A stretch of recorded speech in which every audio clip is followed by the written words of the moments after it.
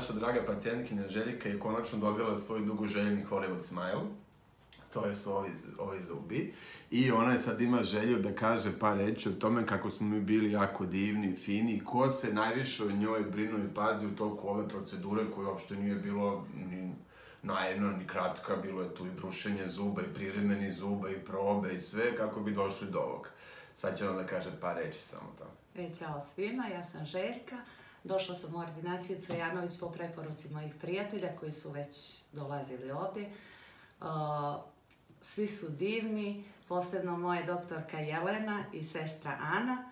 I želim ovom prilikom posebno da se zahvalim doktoru Srđanu, isto na njegovoj ljubaznosti i stručnosti. I da pozdravim moju kumu Dacu. Pozdrav za kumu Dacu. I za moju sestru da kažem dođite kod doktora Srđana, ništa ne boli.